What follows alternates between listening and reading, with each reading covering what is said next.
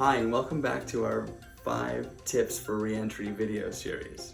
Today we're going to move on to tips 2 and tip 3. Reflect on what worked well over the past year and what didn't work well over the past year. Students, I'd like to start out with you. In our previous video, we talked about metacognition, learning about your learning. Now I'd like to encourage you to reflect on executive functioning. Think of executive functioning as the air traffic controllers in your brain.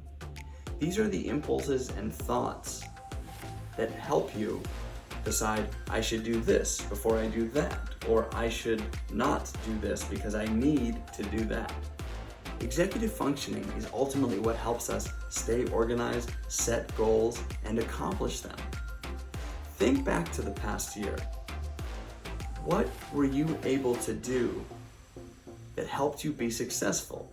And what mistakes or things did you do that maybe helped you not be successful? Think back. For me, it was using sticky notes and arranging them in order of the things that I need to do.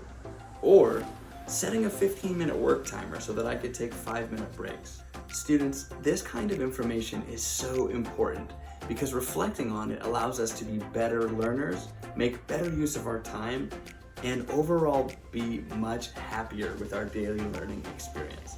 Parents and professionals, I'd like to take a moment and talk directly to you now, please.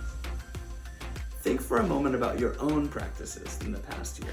What strategies were you able to employ to help achieve success as you maybe transitioned into the home space or playing the teacher role?